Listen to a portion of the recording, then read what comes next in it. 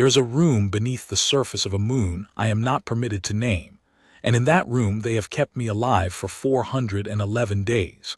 I know the number because I have counted every one of them by the hum of the lights, which dim and brighten on a cycle the humans tell me approximates the turning of their homeworld.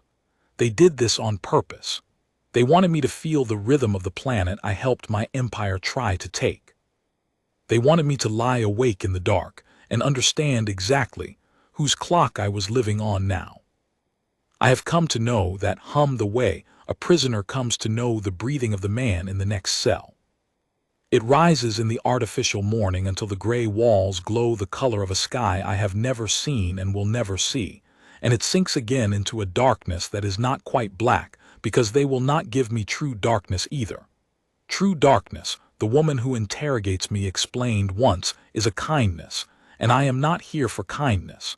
I am here to remember. The light makes sure I do. My name does not matter anymore.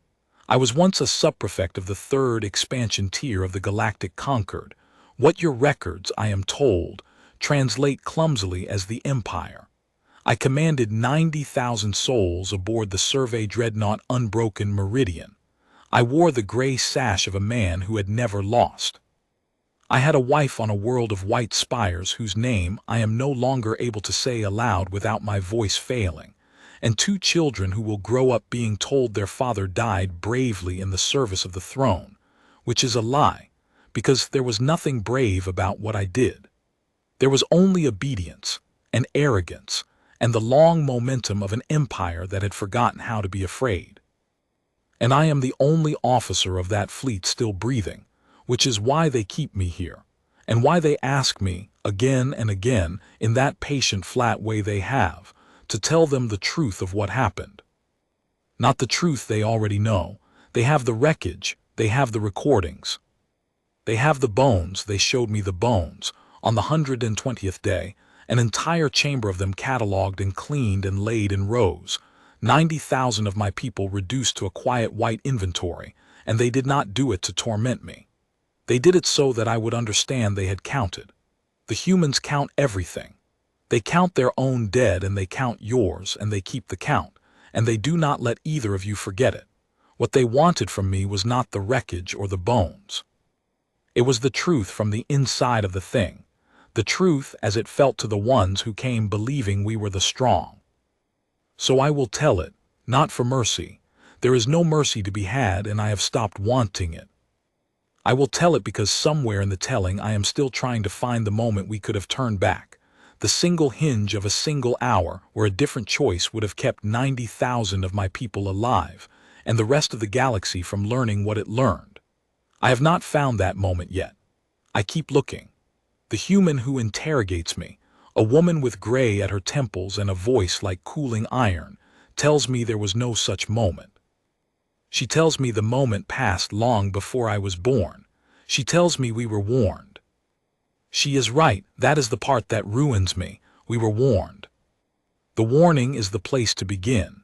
And to tell it properly, I have to take you back across 40 of your years, to before I drew breath, to the day the Concord first learned that the third planet of an unremarkable yellow star was inhabited by something that called itself human.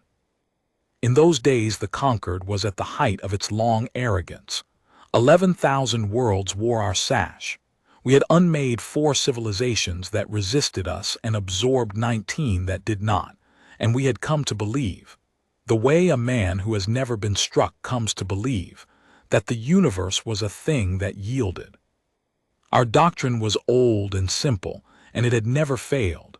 Find the young species before it leaves its cradle, measure its strength, and decide whether to cultivate it as a client or to remove it before it could ever become a rival. We were not cruel about it.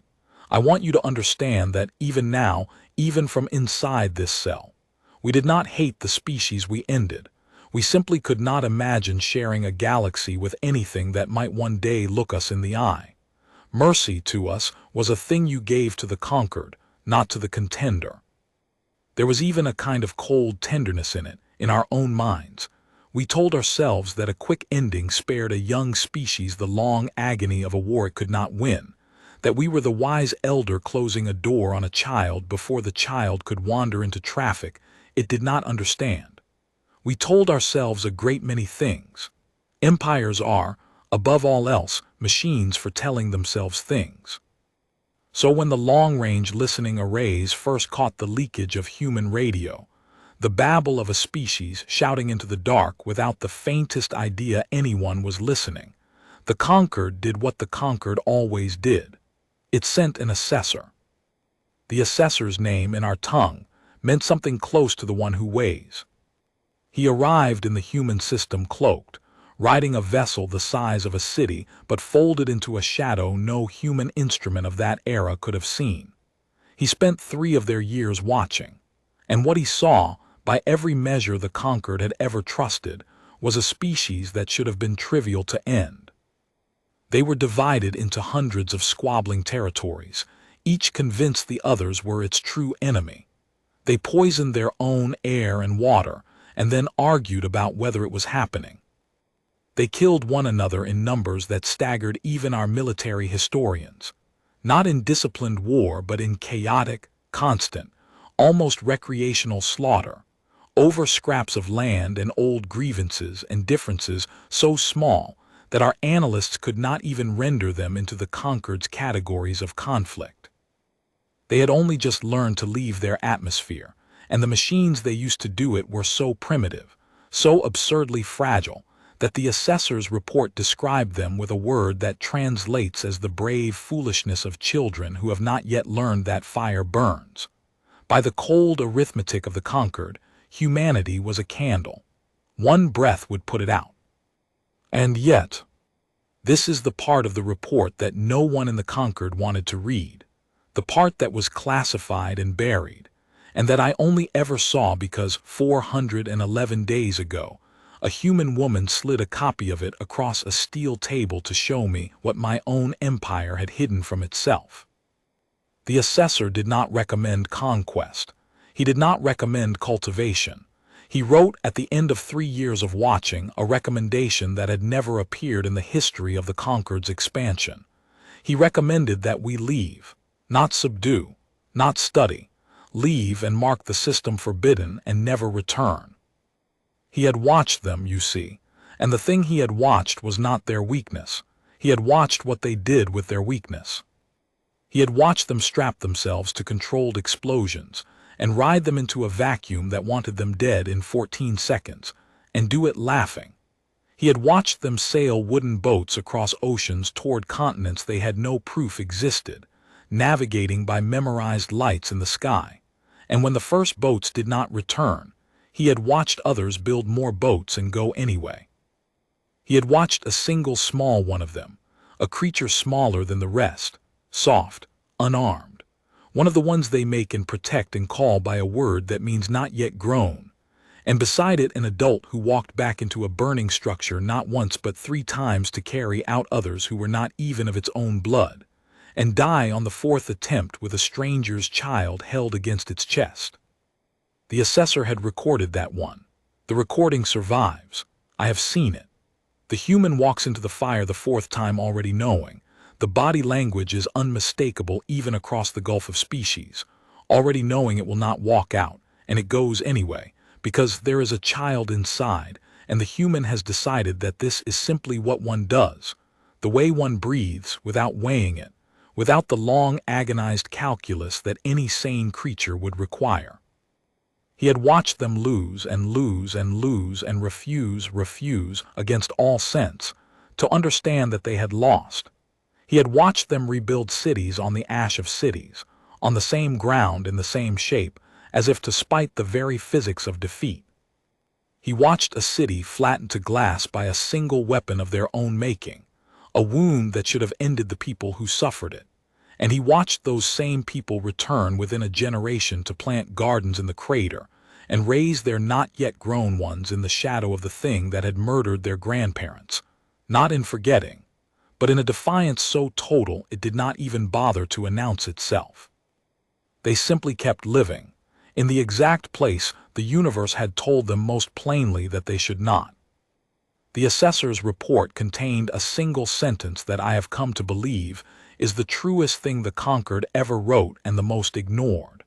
I will give it to you as nearly as it survives in translation. They do not fight to win.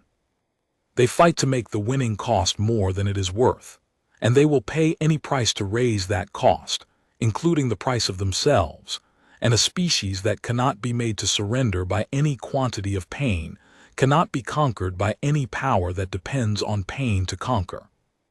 There was more. He wrote of their memory, which he could not understand and which frightened him more than their courage. The conquered forgets. It is how an empire survives the weight of its own history. But the humans, the assessor wrote, do not forget, and worse, they teach their not yet grown ones the things that were done to them, generation after generation, so that a wound inflicted on one human is somehow inherited by humans not yet born, who will carry it and act upon it as though it had been done to them directly. They do not have a frontier in space, he wrote near the end, when the awe in his words had curdled into the thing the conquered could not bear to read. They have a frontier in time. They are a species that fights across centuries. Strike them today and the blow lands on a people who will still be answering it in 200 years, with patience, with preparation, and with the cold inherited certainty that they were wronged. He drew a line around the human star and he wrote beside it, the closest thing our cold language had to a curse. Here there is nothing to gain and everything to lose. Do not enter Terran space. The Conquered read the report. The Conquered weighed it. And then the Conquered did the thing that empires at the height of their arrogance always do with a warning they do not wish to hear. It filed it. The woman who interrogates me asked me, on the 90th day, why we ignored it. She was not angry. The humans, I have learned, are rarely angry in the way we expected them to be. Their anger is a slow geological thing, a pressure that builds beneath the surface for years and then moves continents in an afternoon. What she felt was something closer to grief, the grief of a survivor who wants to understand the shape of the thing that nearly killed her people, and I found I could not lie to her, because lying requires the strength to maintain a fiction, and I had run out of that long before. I told her the truth. We ignored it because 40 years is a long time, and empires forget. The assessor died, not in battle, simply of age, in a hospice on a world of black glass, an old creature who by all accounts spoke little of his final assignment, and stared at the stars in the direction of the yellow sun for hours at a time in the last weeks of his life. There is a story, perhaps only a legend, that in his final days he asked an attendant whether the forbidden mark still held, whether the Conquered had kept away, and when he was told yes, he closed his eyes and said something the attendant did not understand and recorded anyway, a single phrase that the humans of all people later recovered from our own archives and played for me here. Then I have done one good thing. He did not explain it. He did not need to. He had stood off the third planet of a yellow star for 3 years and seen what was coming, and the one good thing he had done with his life was to draw a line and beg the Conquered not to cross it, and his reward was to die wondering whether the line would hold. It did not hold. His successors inherited a galaxy that kept yielding, and a forbidden mark around a yellow star became, with each generation, less a warning and more a curiosity, then less a curiosity and more an embarrassment, a stain on the record of a Conquered that did not retreat from candles. There were factions, by the time I was a young officer, who spoke of the Terran interdiction as a failure of nerve, a stain to be cleansed. There were others older, quieter, the kind whose careers had taught them caution, who counseled that the line had been drawn by wiser men than us for reasons we had perhaps forgotten, and that the absence of a recent threat is not the same as the absence of a threat. I remember an old strategist, a woman whose hands shook with age, standing before the War College when I was a cadet, and saying that the most dangerous words in any empire's vocabulary were "it has been a long time and nothing has happened." We laughed at her, behind our hands, the way the young laugh at the fearful old. I have thought of her often in this cell. I would give a great deal to tell her she was right. She is surely dead now. Everyone I knew is surely either dead or about to receive the testimony I am bringing home, which amounts, in the end, to nearly the same thing. The cautious ones lost. They always do in the end in an empire. Caution does not make admirals. Caution does not win the favor of a throne that has grown bored of a galaxy too easily taken. The faction that won was led by a man whose name I will not speak even now, a Grand Marshal who had unmade 2 of the 4 civilizations the Concord destroyed in my lifetime, and who looked at the buried report of a long-dead assessor and saw not a warning but an insult. Children who ride fire, he is said to have laughed, in the chamber where the decision was made. Then let us go and put the fire out. I was assigned to the expedition because I was good and because I believed. I want to be honest about that too. I was not dragged into Terran space. I volunteered. I had read the old report, the sanitized version, the version that kept the assessor's awe and removed his terror, and I had felt the thing that the architects of the expedition wanted every officer to feel. I had felt destiny. Here was a species that had been spared by an old man's superstition, a species ripe and unconquered, and here was my chance to be among those who corrected history's mistake. I imagined the ceremony. I imagined the gray sash exchanged for the silver. I imagined, may my ancestors forgive me, that I was the strong one, going to teach the weak the oldest lesson of the galaxy. My wife did not want me to go. I have not told the humans this, and I do not know why I am telling it now, except that it is true, and the truth is the only currency I have left. She did not have a reason she could name. She was not a strategist. She had never read a word of any assessor's report. She simply held my face in her hands the night before I left, and said that something about the yellow star sat wrong with her, that she had dreamed of a closed door 3 nights running, and that she wished I would let some other officer hungry for silver go and ride the fire instead.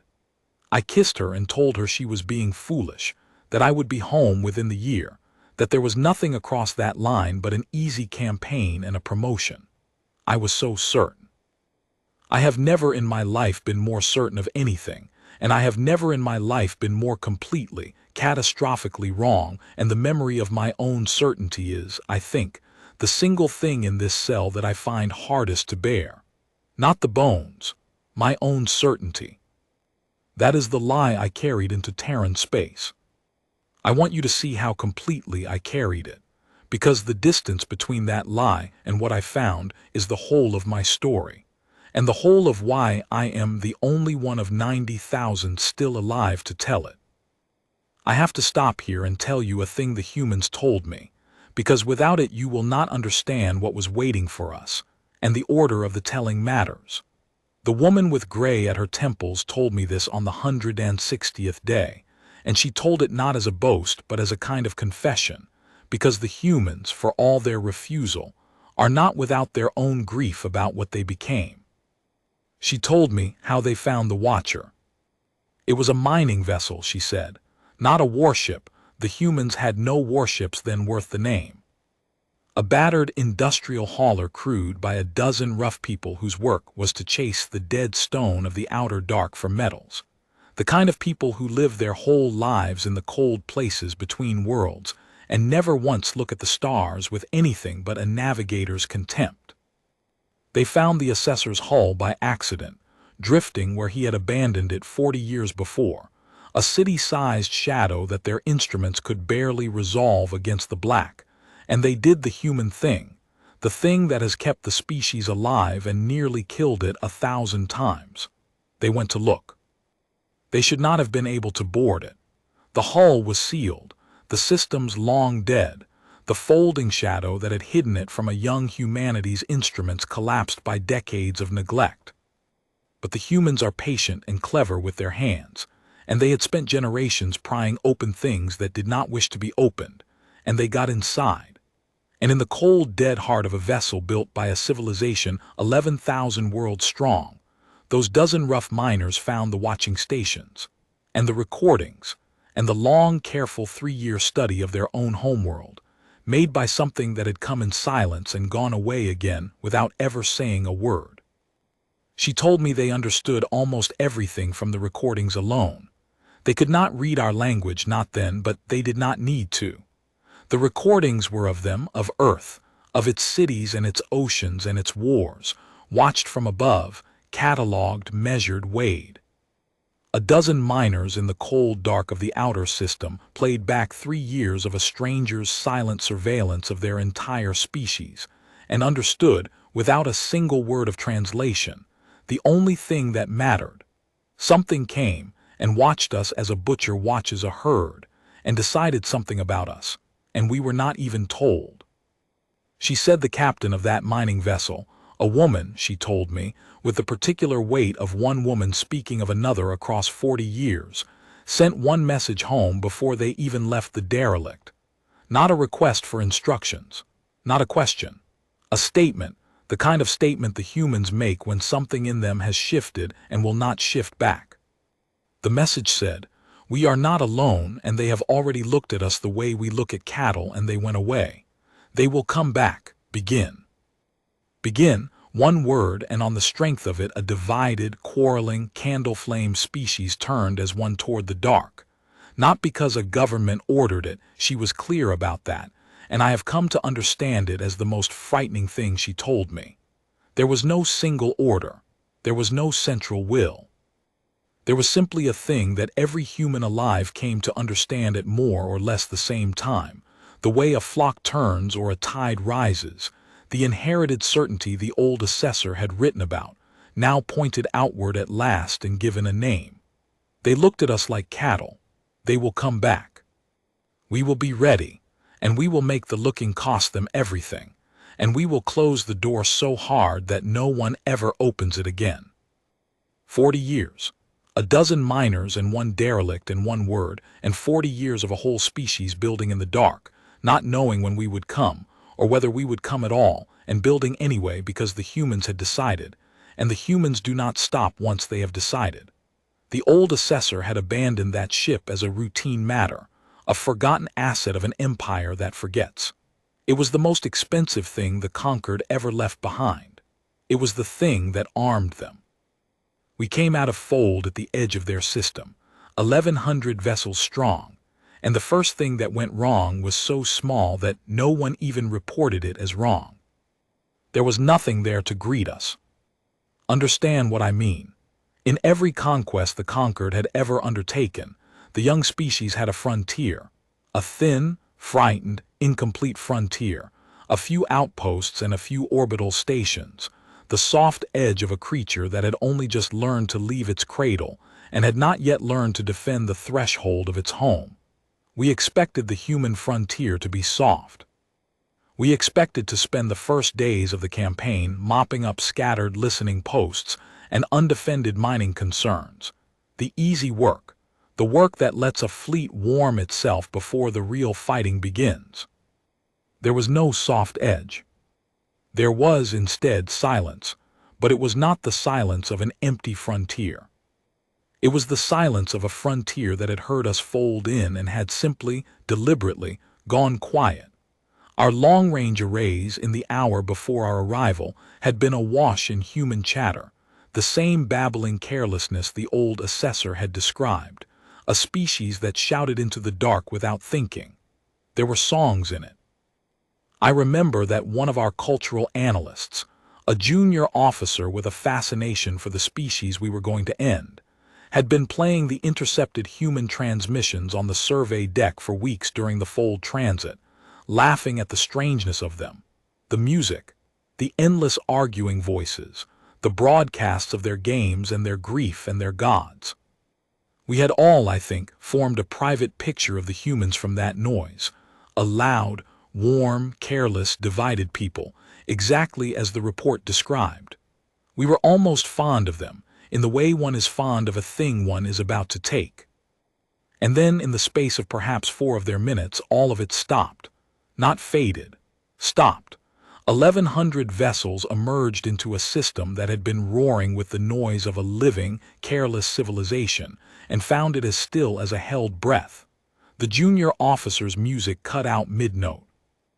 I remember the silence on the survey deck, more clearly than almost anything else from the whole campaign. The way we all looked at one another, the way the fondness drained out of the room, and something colder came in to take its place. The Grand Marshal called it fear. He stood on the command deck of the flagship Sovereign Apex, and he told the fleet that the humans had heard the thunder of the Concord arriving and had gone to ground like prey, and that this was the natural and expected behavior of the weak in the presence of the strong, and that we should advance. I was a younger man then, and I believed him, because believing him was easier than the small cold thought that had begun, even then, to move at the back of my mind. Pray that here's the predator does not go silent in 4 coordinated minutes across an entire star system. Pray that goes silent that fast, that completely, that together, is not hiding. It is listening, and it has done this before. We did not know, none of us aboard knew.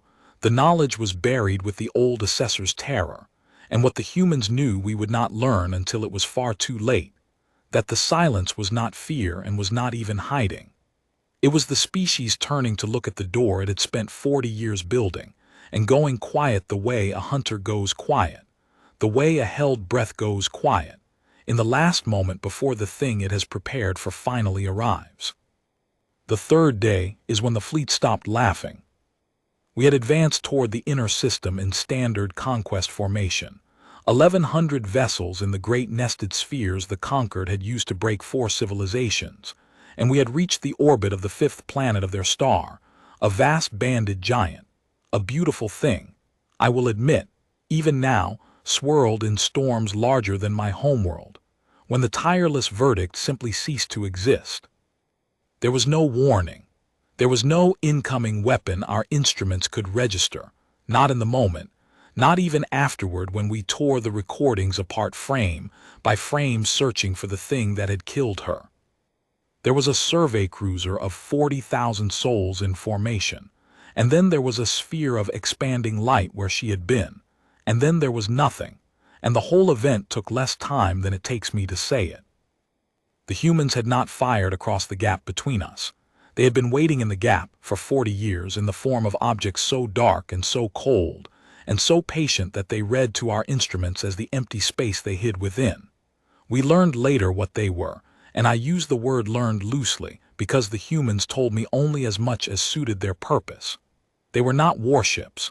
They were not even, in any sense the Concord would recognize, weapons. They were rocks. The humans had taken the dead stone of their own outer system, the rubble of their cold, dark places, the very stone those dozen miners had once chased for metal, and over 40 years they had quietly nudged thousands of these stones into the orbits a conquering fleet would have to cross, and they had hollowed some of them, and packed them with the crude, violent physics the humans excel at, and then they had simply turned them off and let them drift and waited. For 40 years, cold, silent, indistinguishable from the natural rubble of the system, costing the humans almost nothing to maintain because a rock in the dark costs nothing to maintain. And when the tireless verdict drifted into the killing volume that the humans had so carefully seeded in the years they spent listening, the rocks woke, all at once, and did the human thing, the thing the old assessor had tried to warn us of and that we had filed away. They did not try to win the fight. There was no fight. They turned 40,000 of my people into light, and they did it for the price of a few stones that had cost the humans nothing, and the exchange. This is what we understood far too late. The exchange was the entire point. They had built a frontier whose only purpose was to make us pay for crossing it, and to pay, and to keep paying until the price of one more step inward exceeded the worth of the whole campaign. The Grand Marshal ordered the advance to continue. I have thought about that order for 411 days. I have come to understand it as the precise moment the old assessor's warning came true, the hinge I keep searching for, though it was not a hinge that any of us aboard could have moved. The Grand Marshal continued the advance because the doctrine of the Concord had no other answer. The doctrine said that the strong absorb the cost and press on, that pain is the lever by which the weak are made to break, that no species can bear an unlimited price. The doctrine was correct about every species the Concord had ever met. It was not correct about the humans. The old assessor had told us so.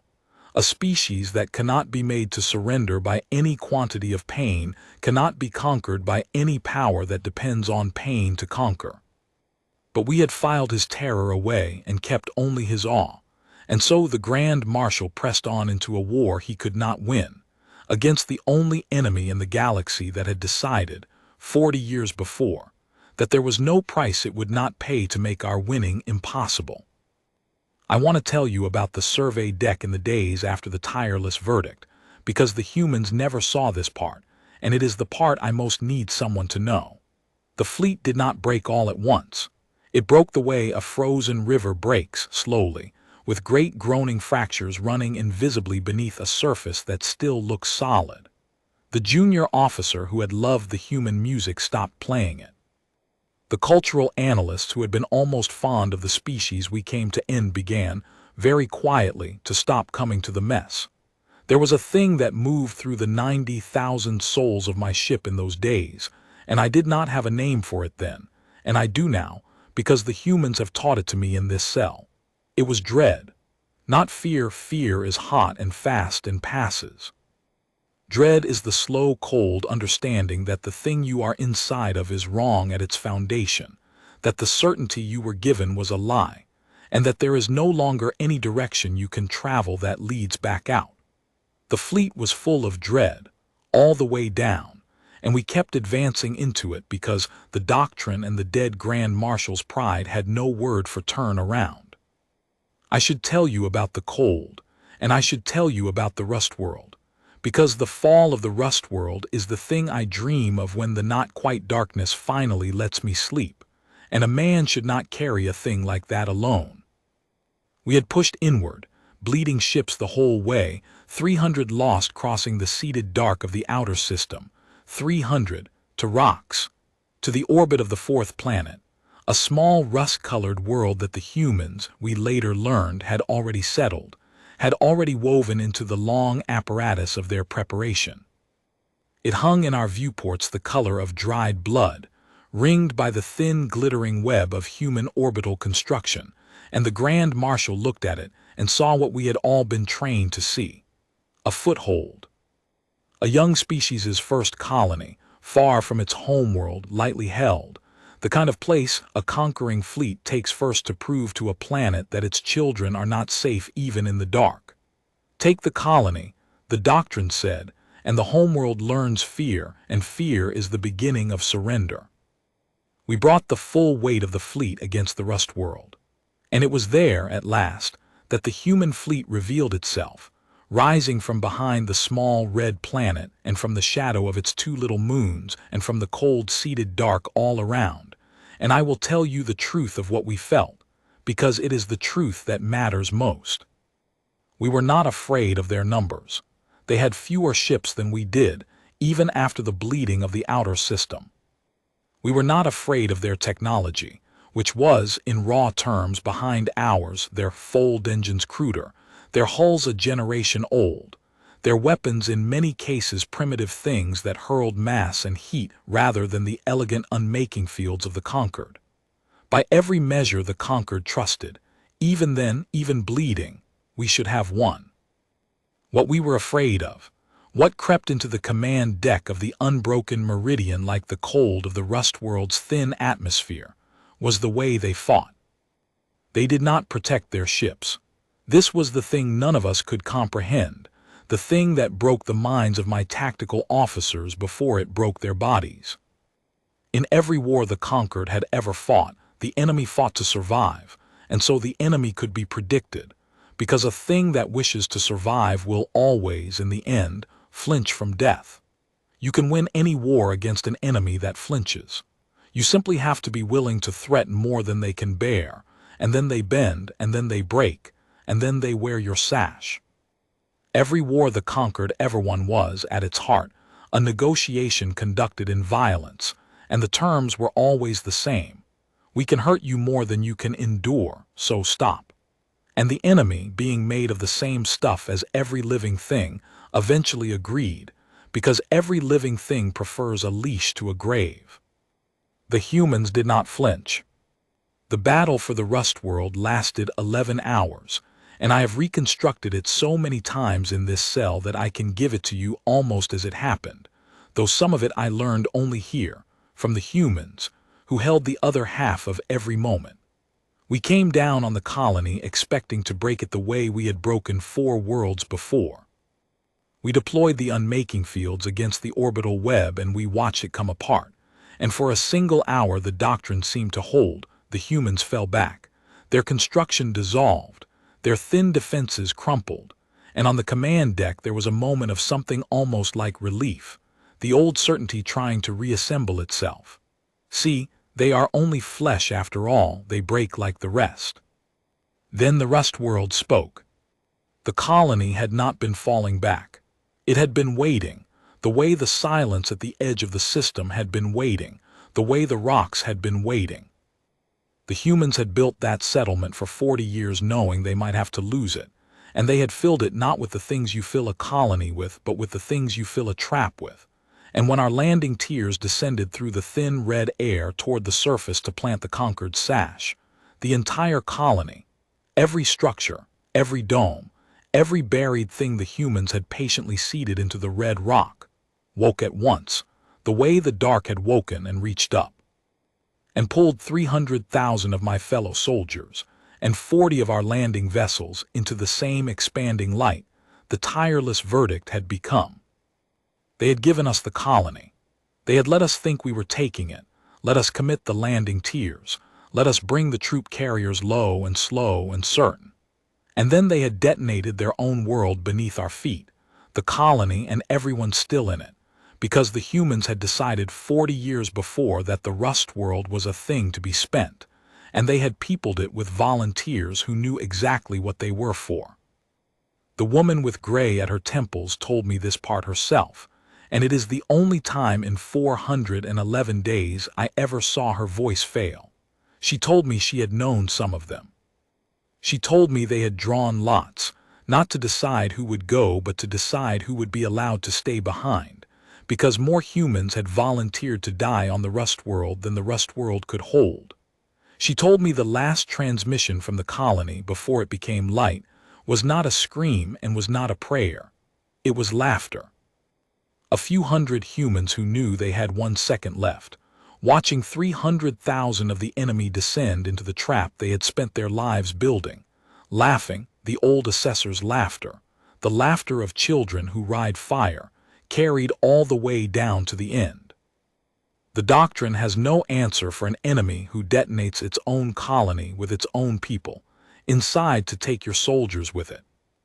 The doctrine assumes a colony is a thing the enemy wants to keep. There is no move in all the Concord's long art of war that accounts for an enemy who has already decided that everything it owns, including itself, is ammunition. And still the battle was not over because the human fleet was rising now into the light of the dying Rust World, and they came at the heart of us with the same arithmetic, ship for ship, life for life. I watched a human vessel, old, outmatched, its crew of perhaps 200 surely knowing they were already dead, turn directly into the path of the sovereign apex, the Grand Marshal's flagship, the unmakeable heart of our fleet, and accelerate. Not fire. Accelerate. They had calculated, in whatever passes for calculation in those terrible soft minds, that 200 human lives and 1 obsolete hull were a fair price for the chance to cripple the flagship of the Concord. And they had decided, without hesitation, without the long, agonized weighing that any sane species would require, that the price was fair. The sovereign apex unmade them, of course. They returned to light 1,000 kilometers out. But there had been a second ship behind the first.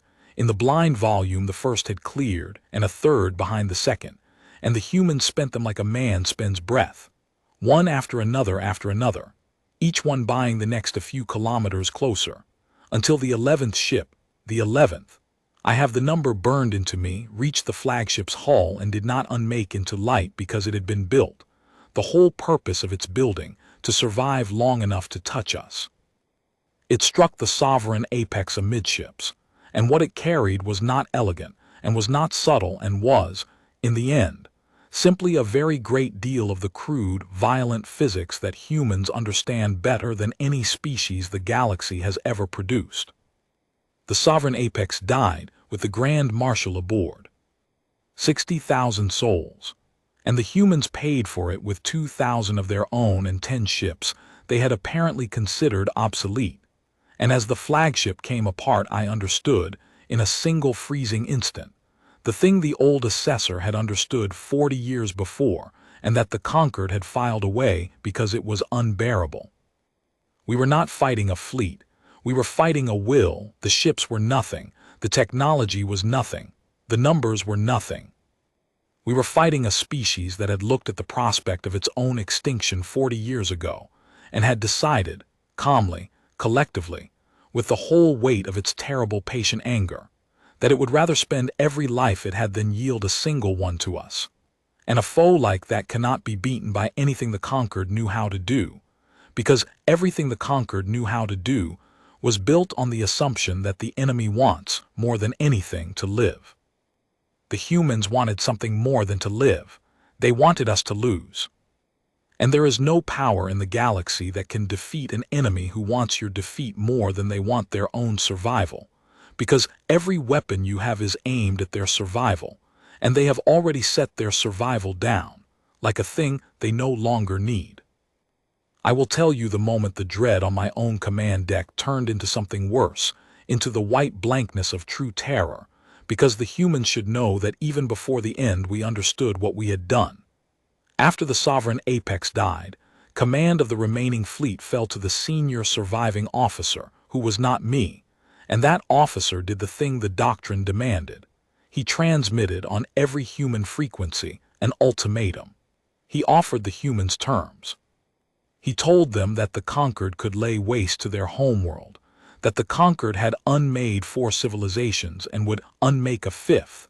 That resistance was now mathematically hopeless, and that if they laid down their arms, the Conquered would, in its mercy, accept their surrender and spare what remained of their species. It was the speech that had ended 4 wars. It was the speech the doctrine was built around. And the humans answered it. They answered it within minutes, in the same simple mathematics they had used to warn us at the edge of the system. And their answer was not defiance, and it was not a counteroffer, and it was not even anger. It was a single statement, and I have it in the recordings the humans played for me here, and I will set it down, because it was the moment the last warmth left my ship. The humans said, "You have misunderstood what is happening. You think you are offering us terms. You are not. There are no terms. There was never going to be a surrender on either side the moment your ships crossed the line we drew. We told you this before you entered. We are not fighting you to make you stop. We are fighting you so that no one ever does this again. You are not an enemy to be defeated and absorbed. You are a lesson to be written in your own wreckage, large enough for the whole galaxy to read. We have already paid for this lesson. We burned a world of our own people to begin paying for it. Do you understand now? We have spent more to destroy you than you could ever have gained by taking us, and we did it gladly because the price of being looked at like cattle, even once, even 40 years ago, is a price we have decided no one will ever charge us again. Stop transmitting. There is nothing left to say." And then they went silent again, the same total coordinated silence as at the edge of the system, and they came for us in the cold, and they did not stop. The woman with gray at her temples asked me, on the 200th day, whether I hated them. I told her the truth, which is that I had tried to, in the beginning, in the cell, in the dark. I had wanted to hate them because hatred is warm and the cell is cold, and a man wants something to hold. I had built the hatred carefully, the way you build a fire from small things, feeding it the bones in the catalog chamber and the light that would not let me sleep, and the faces of the 90,000 whose deaths I had led them to. But I could not make the hatred stay, and I told her why, and it is the reason I will give to you, who will perhaps one day read this, if the humans choose to let it be read. I could not hate them because they had warned us. Not just the old assessor's report, buried in our own archives, though that was warning enough, and we had earned everything that came of ignoring it. The humans themselves had warned us. This is the thing the Concord's official history will never record, and that I learned only here, in this cell, from the recordings the humans played for me across that steel table. When our fleet first folded into their system, in that strange 4-minute silence when all their careless chatter stopped, the humans had sent us a message. One message, on every frequency, in a mathematics so simple that even our cold translators rendered it instantly, a message that the Grand Marshal received and read and dismissed as the bluster of the weak. The recording exists. The humans kept it, because the humans keep everything, because the humans are a species that learned long ago that the truth is the only weapon that does not run out. I have heard it perhaps 200 times now, once for each long day, and I will set it down here as exactly as I am able, because it is the center of everything, the warning we were given and chose not to hear. It was not a threat. That is what undoes me. A threat we would have understood. The Concord spoke fluent threat. It was not a boast or a curse or a demand. It was, of all things, a plea, and beneath the plea, the way bedrock lies beneath a field, was the thing that made the plea more terrifying than any threat could ever have been. The humans said, "We know what you are. We found the Watcher you left behind 40 years ago, and we have spent every year since learning the shape of the thing that came to weigh us. We do not want this war. We have buried more of our own than your records could hold. In wars we fought against nothing but ourselves, and we have no wish to bury more. We are tired. You cannot know how tired we are. We are a species that has been at war with something, the cold, the dark, the famine, the plague, each other, for every single day of our existence, and the one thing we have ever wanted and never once had is for the war to be over. So we are asking you once plainly, while there is still time to turn around, leave. Mark this place forbidden, as your own Watcher told you to, and go. We will not pursue you. We will not remember you with hatred. We will simply close the door and be glad it is closed, and you will go on believing you are the strong, and we will let you believe it, because the belief costs us nothing, and the war would cost us everything." And then beneath that, the bedrock, the last line, the line the Grand Marshal laughed at, the line I have come to understand was not a boast but a simple statement of fact by a species that does not boast about the things it knows to be true. But if you come through that door, understand what you are choosing. We do not surrender.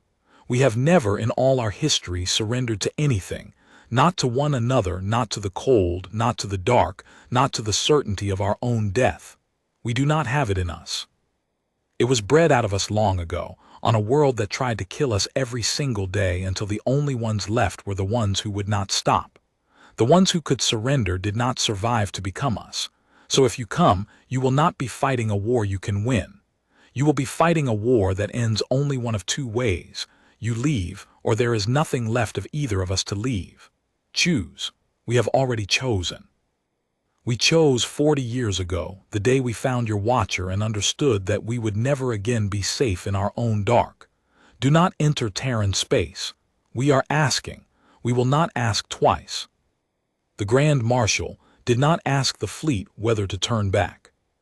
He laughed and he gave the order to advance, and 40,000 souls died in the orbit of the giant planet 3 days later, and 300,000 more burned with the rust world, and 60,000 died with the Grand Marshal when the 11th ship touched his hull, and on, ship after ship after ship, while the humans paid their terrible price and would not stop paying it, until the 1,100 vessels of the Concord were 600, and then 300, and then a scattered, broken, terrified remnant that finally, far too late, against the dead Grand Marshal's standing order, tried to fold out of the system and run for home. The humans did not let us run. That is the last thing I will tell you about the war itself, and it is the thing that proves, beyond any argument I could make, that the old assessor was right and the Concord was wrong, and there was never, from the first fold jump, any version of this that did not end where it ended. They did not let us run, because letting us run would have meant that another fleet might come in another 40 years, and the humans had already buried everyone they were willing to bury. So they pursued. They had seeded the outer dark on the way in, and they had not removed the seeds, and the same cold, patient rocks that had killed us coming now killed us going, and the few ships that threaded the rubble found the human fleet waiting in the black beyond it, between us and the fold point, between us and home, spending themselves with the same unflinching arithmetic, ship for ship, life for life, until the arithmetic was complete. They unmade my fleet ship by ship as we fled, and they did it not out of cruelty. I have looked for the cruelty. In 411 days I have looked, and it is not there, but out of something far more frightening than cruelty. They did it out of resolve. They had decided that the galaxy would learn, once and finally, and at whatever cost, the lesson their own Watcher's report had spelled out 40 years before, that there was nothing to gain in Terran space and everything to lose, and that the only mercy a species like ours could be given was the certainty that no one who entered would ever leave to tell the others it could be done. The unbroken meridian was the last to die. 90,000 souls.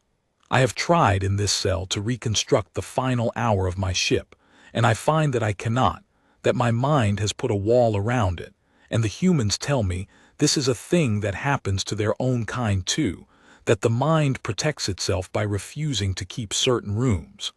I remember giving an order I knew was useless. I remember the junior officer who had loved the human music, very young, looking at me from across the dying deck, not with accusation which I could have borne, but with a kind of bewildered grief, as though he were a child asking why, and I had no answer for him. And then the wall comes down in my memory, and there is nothing until the cold. I do not know why I lived. The humans pulled me from the wreckage 3 days into the cold, more dead than alive, frozen nearly solid in a sealed section that had held its air, and I have asked the woman with gray at her temples, again and again, why they bothered, why they did not simply let the cold finish what their weapons began. She told me, on the 400th day. She told me they kept one of us alive on purpose, exactly as I had begun to suspect. They had searched the wreckage of the entire fleet for a survivor of sufficient rank, not the highest. The highest were all dead, but high enough to be believed, an officer who had stood on a command deck and given orders and understood what the orders meant. They kept one of us alive so that there would be a voice, my voice, this voice, the testimony I am giving now, to carry back across the dark the only message the humans have ever truly wished to send. Not a threat, not a boast. The same plea, the same bedrock, the warning we were given and did not hear, now spoken by one of our own, one who heard it and saw what came of ignoring it and lived, alone of 90,000 to say it again. They are going to release me. I did not believe it at first. I had assumed the cell was where I would end. I had, in truth, begun to want it to be where I ended, because the thought of carrying this home, of standing before the throne and the families and my own wife with the weight of 90,000 on me, was a thing I did not believe I could survive. But the woman with gray at her temples came on the 411th day and told me that a courier of the Concord had been permitted, under the humans' watch, to fold to the edge of the system, and that I am to be put aboard it and sent home, and that I am to carry one thing and one thing only, the truth. Not their secrets. They gave me no secrets. They were careful about that, careful in the way of a species that thinks in centuries.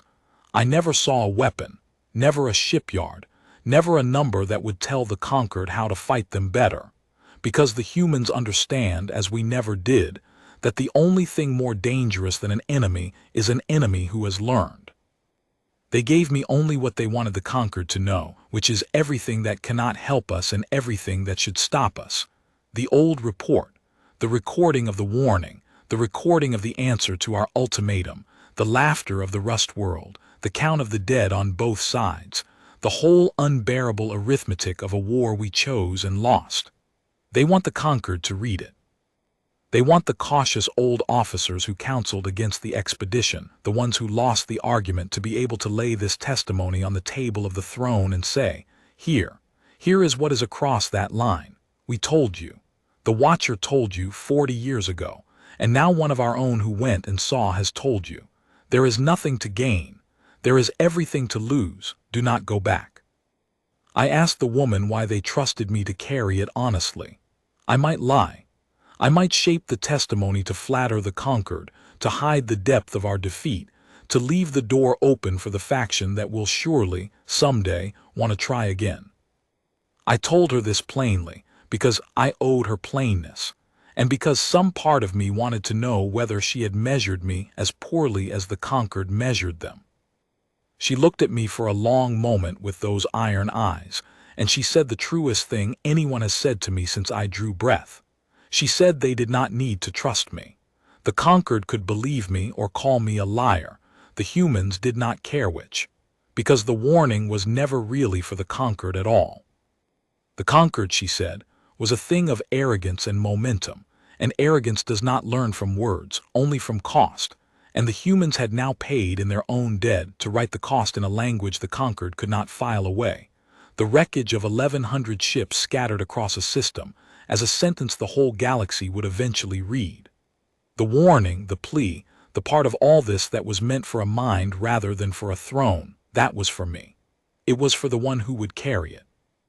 It was the chance, given to a single survivor of the strong, to understand what the strong had refused to understand for 40 years, and to live, for whatever years remained to me, in the full and unbearable knowledge of it. That, she said, was the only victory the humans had ever wanted. Not the destruction of our fleet.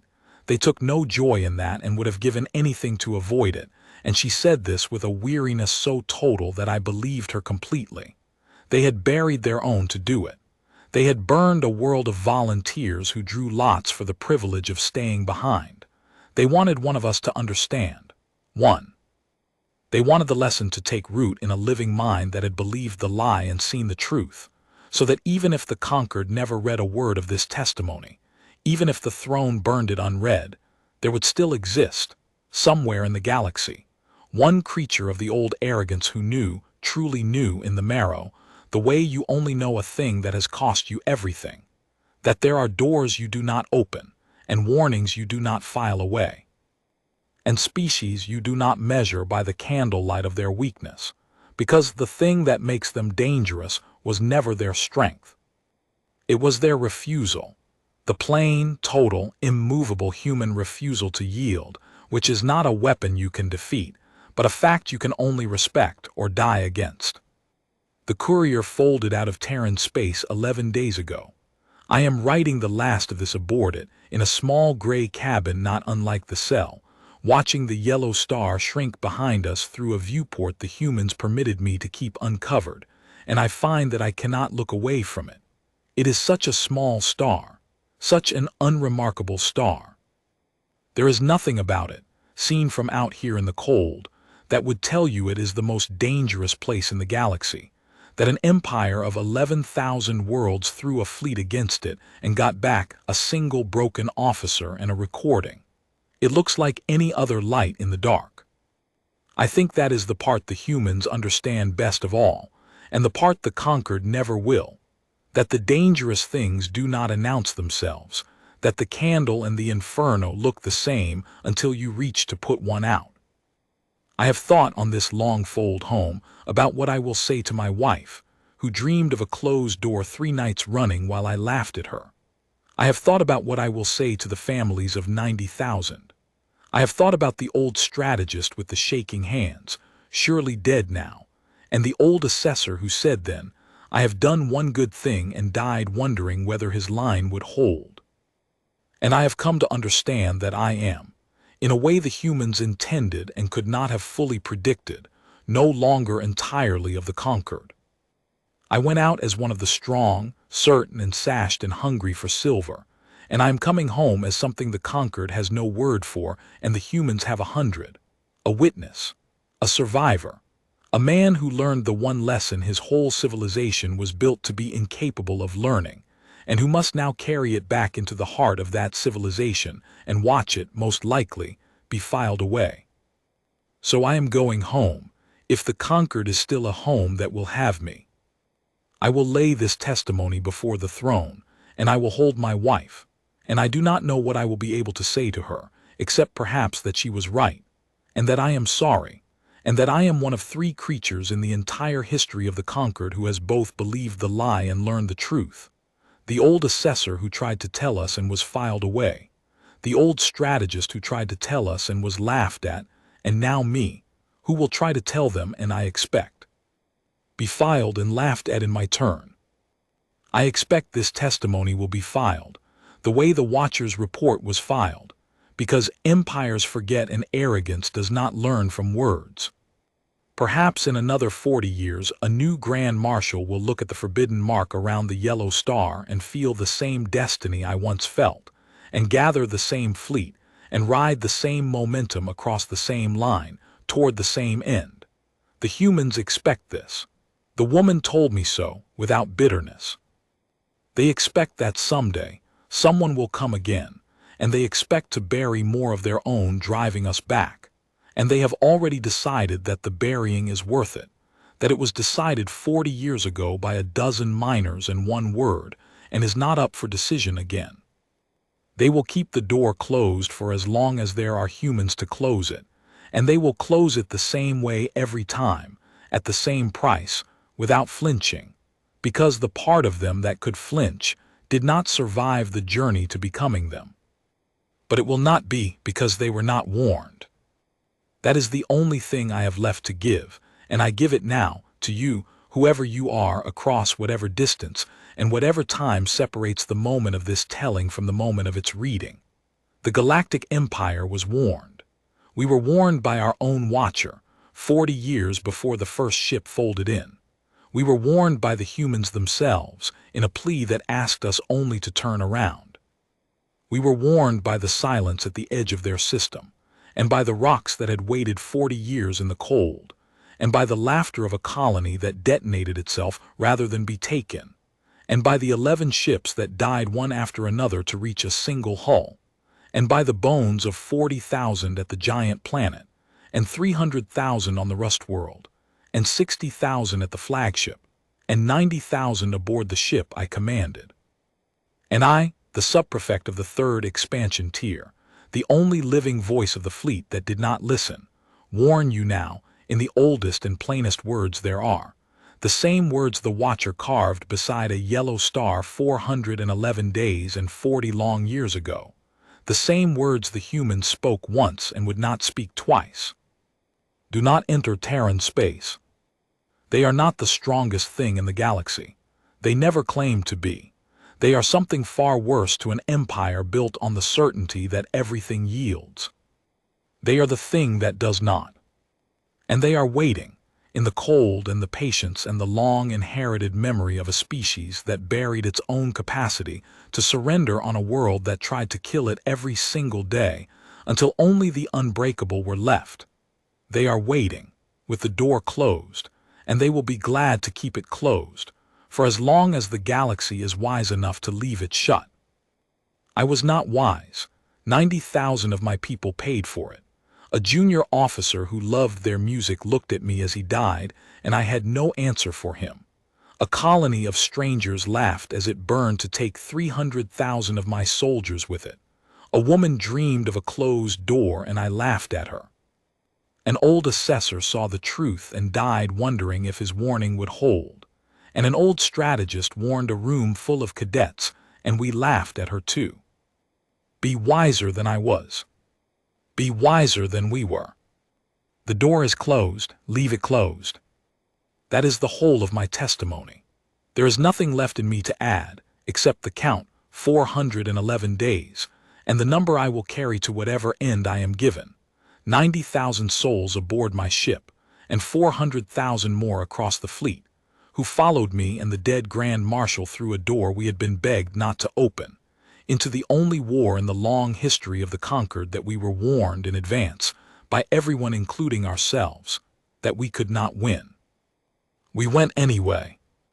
Now you know why no one comes back. Now you have been warned.